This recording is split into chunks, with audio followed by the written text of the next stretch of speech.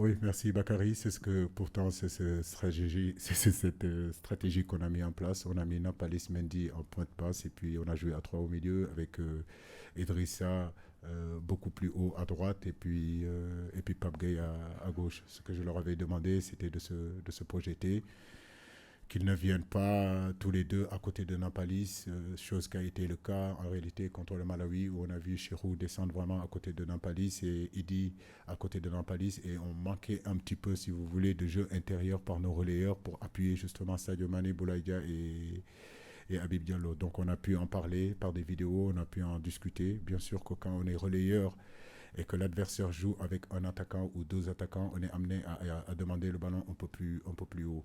C'est son premier match, il découvre, c'est un garçon vraiment pétri de talent. Je pense qu'encore, comme je vous l'ai dit, avec Idi, ils doivent se lâcher et avoir l'intime conviction qu'ils sont capables d'apporter offensivement, pas seulement défensivement. Mais dans l'ensemble, je suis satisfait vraiment de Pape Gueye. Mon regret, c'est qu'il a il a une lourde frappe et il ne l'utilise pas assez, surtout face à ces blocs bas là.